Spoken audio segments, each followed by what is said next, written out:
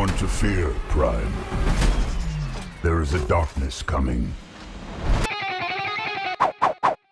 So just to get started, I mean, what was your guys' relationship with Transformers prior to the movie? I mean, did you like the cartoons? Did you like the movies, the toys?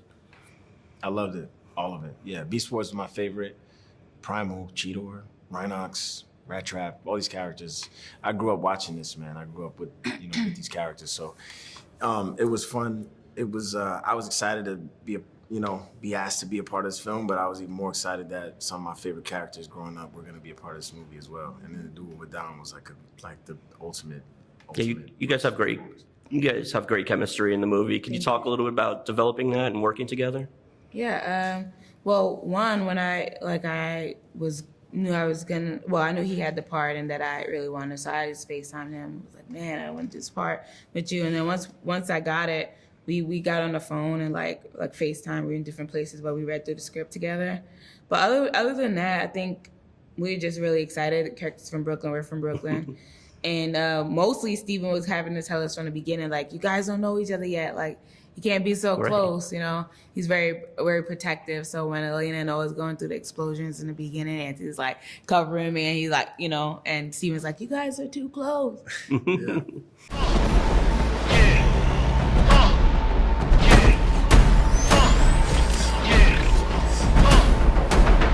It was all a dream. So I'm sure this is a topic you've covered plenty of times already, but for everything I read, this is your first real acting performance. 100%. And what was that experience like for you? Absolutely immaculate, because it's just extremely abnormal. You never hear about somebody's first gig acting being part of a global franchise like Transformers, and with a phenomenal cast and crew. So it was just amazing. You definitely steal your scenes, and I think a lot of people would be like, "Whoa, who's this guy?" Yeah. Did you find that acting came naturally to you? Yes, but it helps growing up in a Nigerian household. I'm a firstborn generation Nigerian, and in every single day in my house with my parents was like a movie, 100%. Unicron is coming. So Steven, in terms of like sheer size and scope, I got to imagine this is the biggest project you've ever been a part of. Yeah. What's it like being in charge of a movie with so much CGI, so much action, moving parts, and of course the huge fan base waiting for it? Yeah, no, it becomes a whirlwind for sure when you're trying to like just have your arms wrapped around as much as possible. But it's as much as it's nerve-wracking and exciting, you have those moments where you could try to reflect and think about, okay, yeah, we're doing the Transformers movie. This is huge. People across the world are going to see this. And we actually had a few moments like that in Peru, just being on top of Machu Picchu and going, oh yeah, this is a big movie. What was your relationship to Transformers, either the toys or cartoons, or before this? The 1986 animation film was like my very first introduction to it. You see a lot of paid homage to a lot of it, whether starting off the movie with Unicron and things like that I just felt like when I first saw it, I was like, whoa, this dude is eating what? Like, felt insane as a kid. So for me to have the opportunity to bring those moments into this film, meant a lot. But that was a big influence, was that. And some of the live action film in 07, Bay's verse, if you will, definitely inspired some of it, because he kind of set the foundation for the live action realm, which was pretty cool.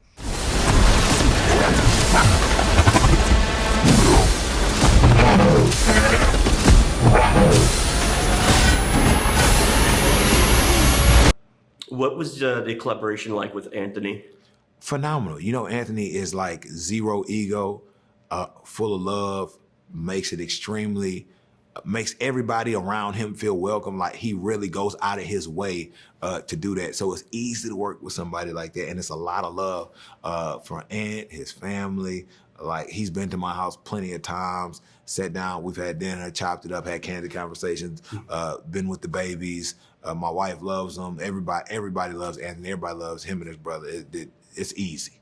Another important collaboration is on with Nas, the song you did for the movie. Can you talk about that working relationship and how the song came about? Yeah, so I didn't have a working relationship with Nas before this. I was just a super fan like everybody else. I understand who he is in the culture, to the culture, top 5, dead or alive.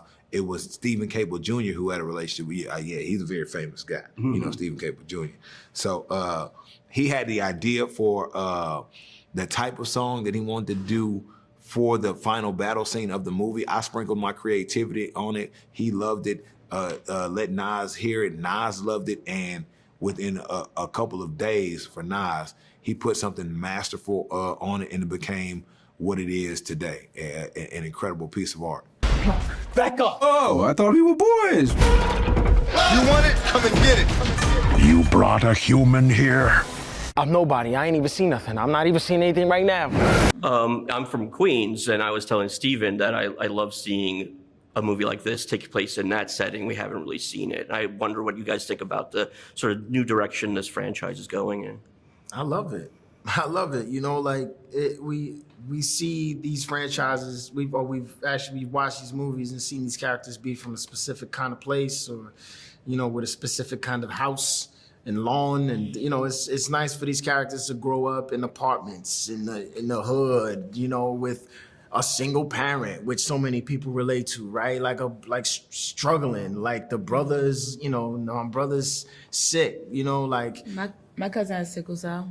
Really? And she saw the movie the other day, and she was like, wow, I never seen that representation. Like, wow, that they would mention that. It was, like, incredible. So, you know, sometimes we're thinking of representation on, like, a level of, like, oh, where we come from, the culture, like, but even went as deep as my cousin feeling represented, because something that she struggles with throughout her life was representing a franchise like this. Yeah, it's amazing. And I got to believe that you've never worked with quite as much CGI as you did in this movie. What's it like kind of playing off all these things that aren't really there?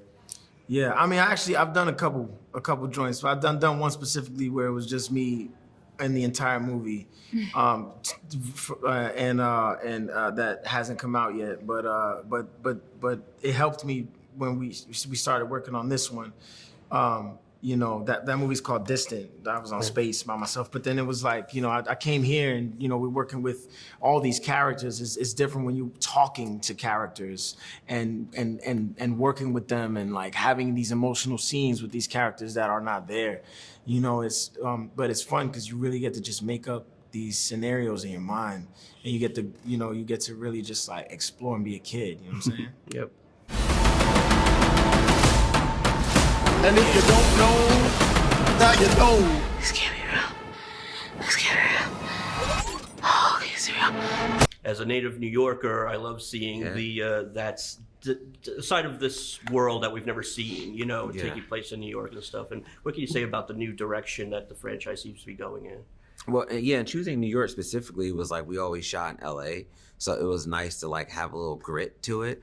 And I would say, like, if anything, that's where I'm hoping the rest of the franchise can continue to go off, is like bring a level of groundedness to it, bringing a level of grit to it, that I personally try to bring in all my films. But it can start from a location, it can start from an era that naturally has it, and or a culture that has it. So yeah, bringing in cast members, all that, you know, to bring that level of authenticity feels like the way to go and moving forward as a franchise when we start to think of what other characters or organizations we can bring into play. Well, I was going to ask, like, you know, I don't know if it's official yet, but of course there will be a follow-up one day, I'm sure. Yeah. And it seems like it's going in a cool direction. If you were to be involved, what would you like to see added to the world? I feel like we spent a lot of time here on Earth. You know what I mean? I think that's one thing. I don't know how many stories could be told about us trying to protect it and or save it.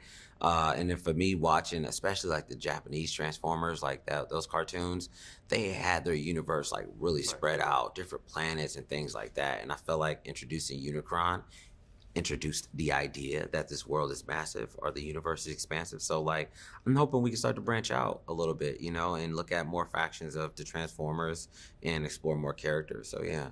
You've never faced anything like this.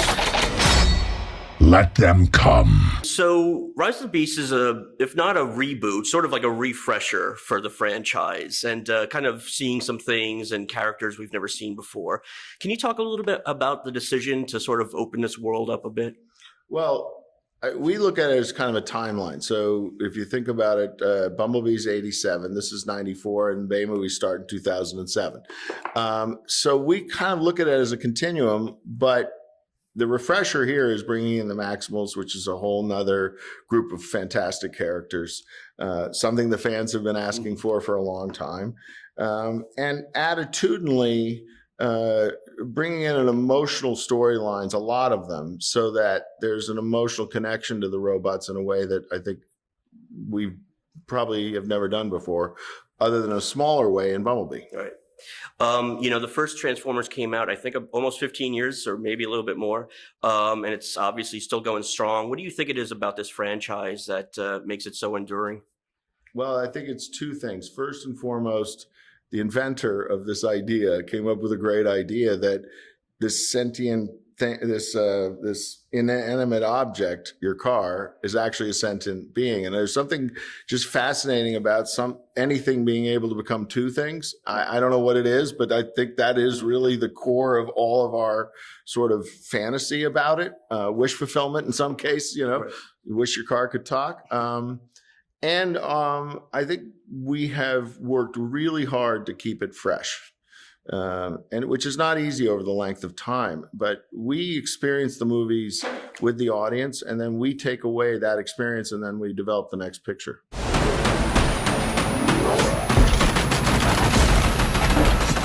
I'm sure you're getting a lot of questions about the ending, and I'm sure you can't talk too much about it, but people are going to know. Sure.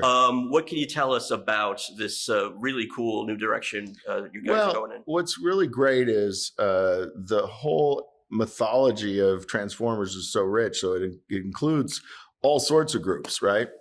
And, the audience has been asking for Joe for a long time. But we resisted it for two reasons. One is we weren't finished. We felt like there's still a lot of storytelling to go. And the other is that it needs to be done in a way that's truly organic. Because otherwise it feels like, okay, well, let's get that audience and throw them into here, right? So what happened was that Anthony Ramos's character is a character that can't get a job.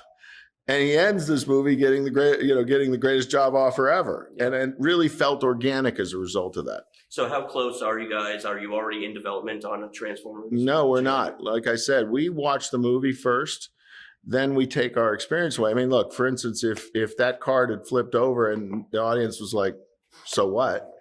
That would push you in one direction, right? Mirage, when you read the script, was a really good character, but Pete Davidson crushed it, right? So now when you think about a sequel, you have to have Mirage. I think people would be angry with us, right? We'd be angry with us. And so we have lots of ideas that we've played over the last 17, 18 years. Sometimes, so the experience here is going to lead us into a place where some ideas we probably have talked about for 10 years. And finally, speaking of new directions, Transformers 1 is coming out next year. Yeah. Sounds like it's awesome. I've heard that it looks unlike anything else we've ever seen. What can you tell me about that? I'd like to people feel that way. The animation I've seen, it looks nothing like anything I've seen before. And also it's animation. You know, it's not like you go like, whoa, what's that? But it is really cool looking. We've wanted to tell the origin story of Orion Pax and D16 for a long time, and who eventually become Optimus Prime and Megatron. It's such a brilliant story, two best friends who fall out over ideology, out of belief. It's biblical, really. And so we're following the lore of the mythology that has been Transformers and that the fans will know very well. And it's a great cinematic story. But darkness has found us again. Prime. This is about the fate of all living things. Now, I know you're a music first guy probably, but do you think you'll pursue acting more after this? 100%. I feel like if the proper roles present themselves, I'm more than game, and I feel like I'm more than able to execute specific type of vision. Have they teased maybe a return of your character for the follow-up to this? Oh, I don't think it's teasing. Yeah. I feel like it's come here with open arms.